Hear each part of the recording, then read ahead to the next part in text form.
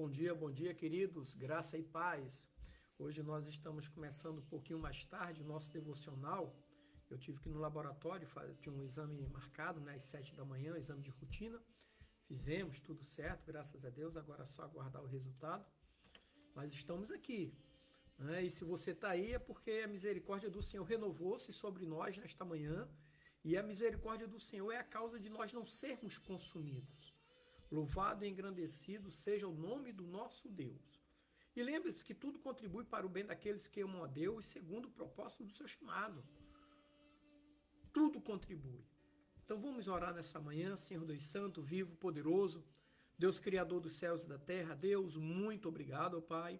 Obrigado pela noite do descanso que o Senhor nos proporcionou. Obrigado por acordarmos e termos o ar para respirar. Obrigado pela comida na mesa. Obrigado por fazermos parte de uma família alegre, abençoada e próspera. Ó Deus, eu quero colocar em Tuas mãos a minha vida e a vida de todos aqueles que estarão nos acompanhando nesta manhã, de todo lugar do Brasil e de fora do Brasil.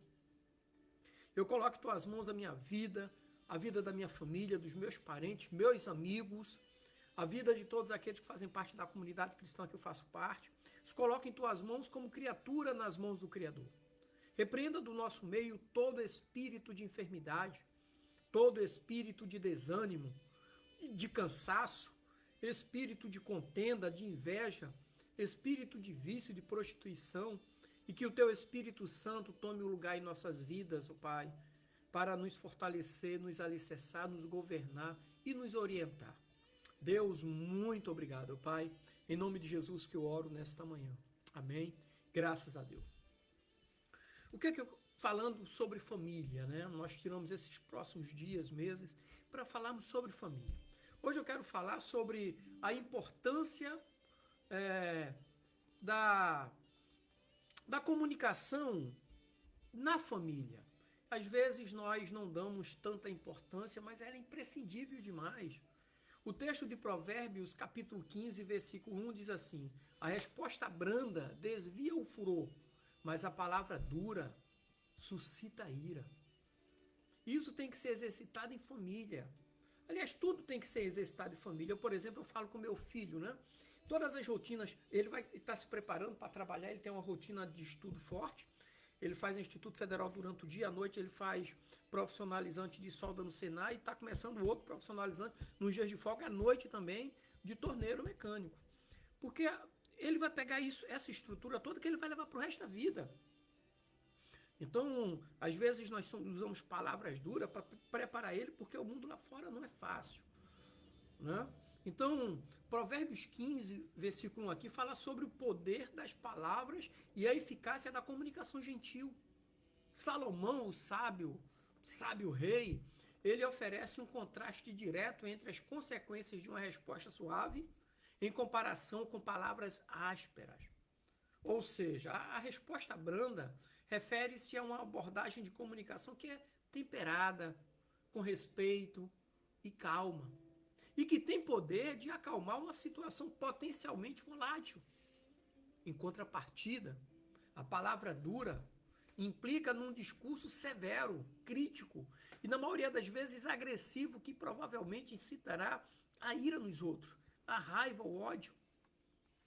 Então, esse versículo aqui, Provérbios 15, versículo 1, reconhece a realidade humana do conflito e também a emoção intensa, mas também a possibilidade de controle e direção dessas situações através da moderação na fala. Então, a sabedoria dos provérbios não se limita a evitar a violência verbal.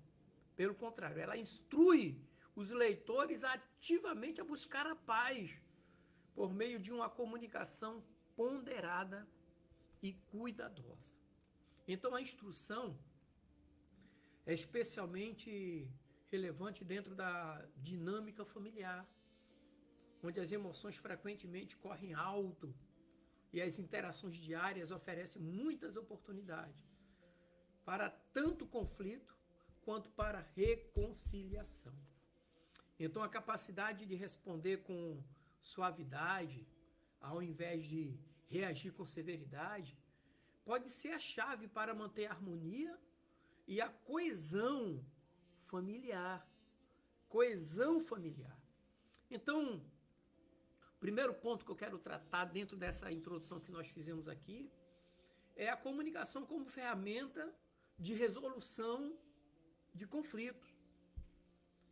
Na carta que Paulo escreveu aos Efésios, capítulo 4, versículo 12, ele nos fala que tem um poder para acalmar. Uma comunicação efetiva começa com humildade e paciência. Humildade e paciência são essenciais para dissipar tensões e evitar mal-entendidos. A abordagem paciente e gentil é um primeiro passo para resolver desacordos e estabelecer entendimento. Como também Tiago, capítulo 1, versículo 19, nos mostra de como nós devemos evitar escaladas de conflito. A comunicação ela evita a escalada de conflito. Então, executar ativamente e responder sem raiva são habilidades cruciais que evitam a intensificação do conflito. Isso nos ensina que reconhecer quando falar e quando ouvir pode prevenir muitas disputas desnecessárias. Tem gente que quer falar mais do que ouve. Nós temos 2 ouvidos para ouvir o dobro do que falamos. E em Gálatas 5, versículos 22 e 23, na carta que Paulo escreveu à Igreja da Galáxia, fala sobre a prática do autocontrole. Quando detalhamos ali o fruto do Espírito, um dos frutos do Espírito é o autocontrole, que deve ser praticada na comunicação diária. Falar com autocontrole reflete maturidade espiritual e emocional e pode ser uma força estabilizadora na família. Maturidade espiritual e emocional. E muitas coisas acontecem para tirar nossa paz. Eu falo muito para minha esposa, para a Rosana, eu falo, amor, fica tranquilo, isso foi só para tirar a tua paz. E em Romanos 12, versículo 8, nos ensina também ali para promovermos a paz no lar. Comunicação serve para isso, para promover a paz no lar. Então, de uma maneira ativa, buscar a paz, especialmente no lar, em casa, é uma responsabilidade de todos os membros da família. Ou seja, uma resposta pacífica e construtiva, ela é fundamental para criar um ambiente familiar e harmonioso. Harmonia. E o segundo ponto que eu quero tratar hoje é justamente isso, a comunicação positiva e construtiva.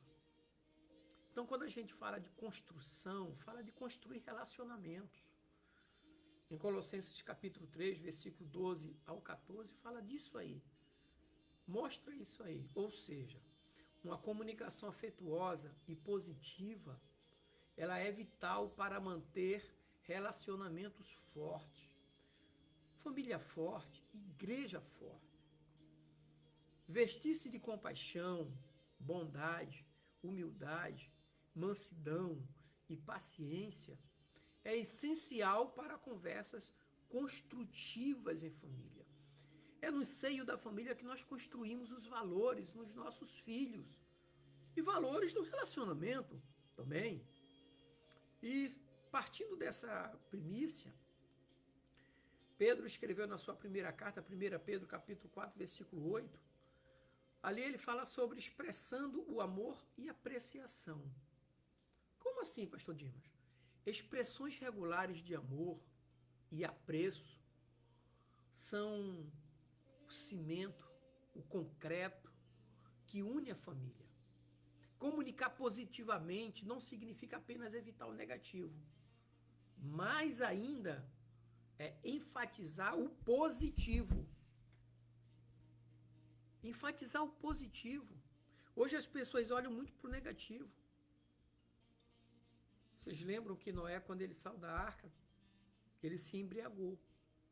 Mas ele é conhecido como o grande construtor da arca. Davi, ele adulterou com Batseba, mandou matar Urias e se casou com Batseba. Ele cometeu adultério e assassinato. Mas ele é conhecido como o homem segundo o coração de Deus. Paulo negou Jesus, perseguia os cristãos, mas ele é o maior evangelista da Bíblia. Então, enfatizar o positivo. Deus valoriza as coisas boas, o diabo valoriza as coisas ruins. Esse é o grande contraste.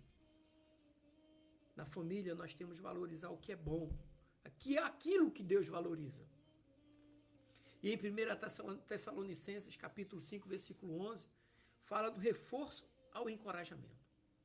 Encorajar uns aos outros é um aspecto crítico da comunicação familiar, que fortalece cada membro e nutre a autoestima e a confiança. Fiz isso com a minha esposa. Há alguns anos atrás, assim, nós casamos, meu sogro faleceu e fomos para a Penha, eu estava escrevendo uns livros e ela fez toda a diagramação dos livros e ela não era formada em português ainda, só em administração de empresas.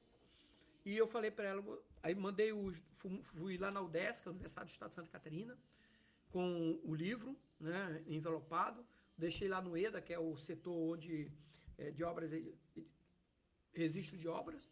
De lá eles mandaram para a Biblioteca Nacional e não voltou para corrigir uma vírgula. Aí eu falei para ela, olha, você é uma exímia escritora, não veio nada para corrigir, porque você não faz a faculdade de letras? E ela falou, mas amor, já estou com 40 anos, vai fazer. E ela foi lá, fez. Ela mudou de carreira de administradora de empresa, uma carreira excelente. O sonho dela era ser professora. Ela fez um concurso para de professora efetiva em Balneário Pissarras, aqui em Santa Catarina. Foi a primeira colocada. Aí depois de uns anos, nosso filho cresceu e eu queria botar ele no Instituto Federal. E o que é que nós fizemos? Abriu uma vaga para 30 horas em Itajaí, efetiva na Escola Cívico-Militar. Uma vaga. Gente de todos os lugares concorrendo a essa vaga. Ela foi a primeira colocada. Está dando aula, daqui a 3 anos e meio ele se aposenta, né? E agora o meu filho. Meu filho passou um tempo atrás, há 2 anos e meio atrás. Foi primeiro colocado no Instituto Federal de Santa Catarina, do grupo dele. Estudando durante o dia, dias integrais, outro não.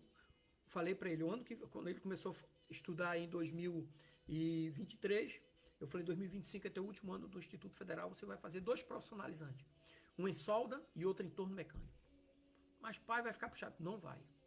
Início do ano ele começou solda, especialização em solda, profissionalizante em solda, MIG, MAG, TIG. E agora, e vai até julho.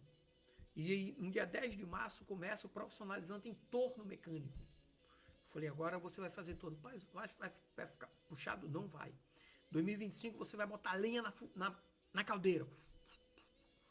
Final de 2025 você vai estar com 3 diplomas.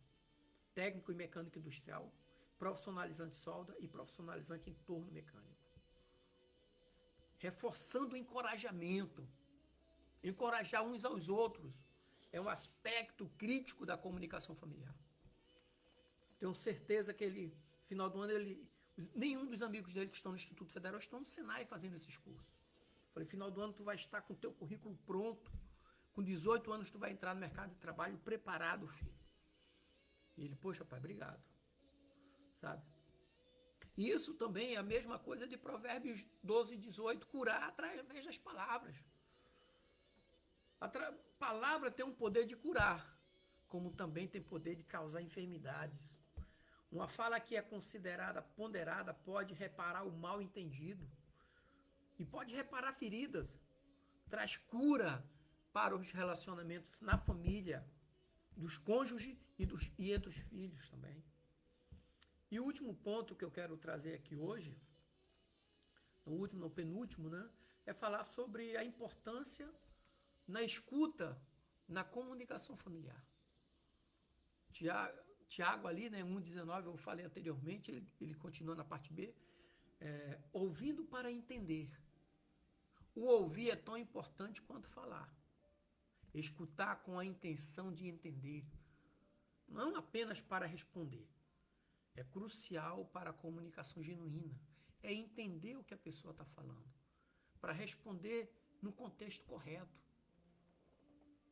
E Romanos 12, 15 fala sobre validando os sentimentos. A validação dos sentimentos parte de uma boa comunicação. E parte de uma boa comunicação e também parte de uma boa comunicação é reconhecer e validar os sentimentos dos outros membros da família. Nós precisamos mostrar empatia e respeito pelas experiências do cônjuge, dos filhos. E eles vão também demonstrar empatia por nós, pelo respeito pelas nossas experiências. Provérbios 18, 13 fala sobre resolver mal-entendidos. Minha esposa me conhece, eu não sou de dar voltas, né? Eu já chego e pum. Não gosto de ficar enrolando. Se aconteceu, a gente tem que sentar e falar rápido. É assim em casa, é assim com as pessoas que eu conheço. Eu não gosto de dar volta. Então, escutar antes de responder ajuda a esclarecer o que foi dito e o que foi entendido. Aí você vai resolver o mal-entendido que poderia causar conflito. Sabe? Às vezes eu dou uma bronca no Bruno, eu chamo ele e depois senta aqui. Por que o pai falou isso? Por causa disso, disso, disso. Pai, tá certo? Tá. Resolvido? Resolvido. Câmbio. Não podemos protelar, deixar. E eu quero finalizar falando sobre gerenciando emoções na comunicação. Salmo 139, versículo 23 e 24 nos mostra que devemos reconhecer emoções próprias. Ou seja, antes de comunicar, é essencial reconhecer e gerenciar nossas próprias emoções. Isso inclui pedir a Deus para revelar e corrigir qualquer motivações erradas em nosso coração. Corrigir qualquer emoção errada. Deus corrige. Outro ponto de Provérbios 15, 18 ali, que ele nos ensina, é que nós temos que responder não reagindo. Há uma diferença entre responder com discernimento e reagir impulsivamente. Tem pessoas que reagem impulsivamente, em vez de responder com discernimento. Ou seja, isso quer dizer o seguinte, que aprender a pausar e escolher palavras com cuidado pode prevenir muitas disputas e promover reconciliação.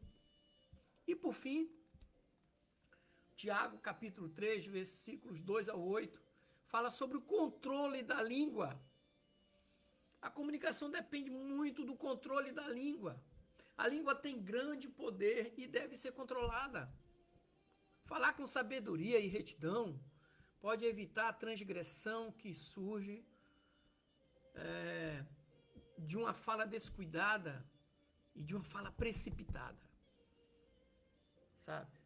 Então eu quero concluir aqui, você que está me acompanhando, que a comunicação eficaz na família ela é fundamental para criar um ambiente onde todos os membros se sintam ouvidos, compreendidos e valorizados. Então, Provérbios capítulo 15, versículo 1, nos ensina que a maneira como respondemos uns aos outros pode definir o tom das nossas relações familiares. A palavra branda que desvia o furor é o princípio que deve ser entrelaçado na tapeçaria da comunicação diária no lar. Amém? Então, que Deus os abençoe, que o Senhor continue derramando bênção sobre a sua vida e lembre-se disso. A comunicação é a principal ferramenta para um lar substancialmente seguro e alicerçado, firme, inabalável. Amém? Que Deus te abençoe, queridos, e continue derramando bênção sobre a sua vida. Tenha um dia alegre, abençoado e próspero, em nome de Jesus.